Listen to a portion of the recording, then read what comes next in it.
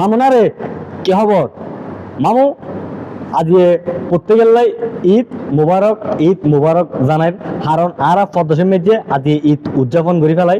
এখন নামাজ সালাম পড়ে আইয়ারে বন্ধু বান্ধব ভাই বারাত ব্যাকরণ মিলিমিশিয়ে কি করলাম, কিছু মিষ্টি মুখ করলাম, সামাই খাইলাম, এই যে মনে করো ভাতও খাইলাম, বিরিয়ানি খাইলাম, আবার কি খাইলাম পরোটা দিয়ে গরু গুস্ত খাইলাম, গরু গুস্ত খাইলাম।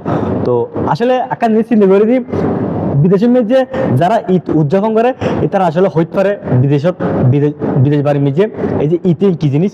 কারণ আর তো মনে করো বহুত জায়গা তো বঞ্চিত হয়ে ইয়ে হল কি মনে করো দেশত থাকিলে আর কি মানে মনে করো সালামি টিয়ালায় প্রত্যেক জায়গা যেতাম, বইনের বাড়িত, নানারা বাড়িত, হালার বাড়িত, পুরো বাড়িত, আত্মীয় স্বজন ঘরে যেতাম, কিনলে সালামি টিয়া লইম এবং একটা কি সামা চিনে হাইম।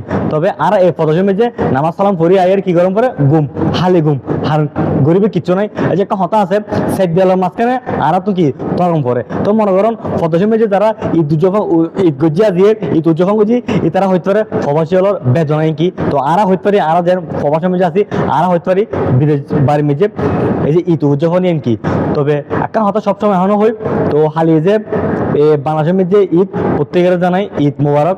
কারণ আরা বাংলাদেশে থাকিলে একটা জিনিস কি করতে পারি, আনন্দ ভাগ করতে পারি, আনন্দ উপভোগ করতে পারি। তবে পদসের মেঝে আরা আনন্দ দিয়ে নফাইও কিলে নফাই দিই। আর মনে করো বন্ধু বান্ধব থাকিলে তারা কেন দেখা করতে দিতাম, বন্ধু বান্ধব থাকিলে তারা বাড়ি দিতাম, এবং কি দেহত থাকিলে বোনের বাড়ি দিতাম, হালার বাড়ি দিতাম, নানা বাড়ি দিতাম, পুরো বাড়ি দিতাম। কিন্তু এখন পদসের মেঝে আরা হরা থাকি অত দেখি নিজের ঘর নিজের রুমত দিয়ে কিছু গরম পড়ে, নামাজটা পড়েছি আয়রে হাইয়ের আবার গুমজম পড়ে। ইয়ে হলদি আর পদ্দেশ এবং ইয়ে হলদি কি ঈদ উপলক্ষে প্রত্যেকে জানাই ঈদ মুবারক। এই ঈদ মুবারক জানতে শুধু আর সকল ভাই বারাদলাই এবং যারা দেশের প্রতিনিধি আছো, মা বোন, ভাই বোন, আত্মীয় স্বজন, যারা বড় ভাই ছোট ভাই বড় মনে করো, যারা আরো সমান বয়সী আছো, যারা আরো রিলেটিভ আছো, প্রত্যেকের আর তরফতুন ঈদ মুবারক, ঈদ মুবারক, ঈদুল শুভেচ্ছা ও অভিনন্দন।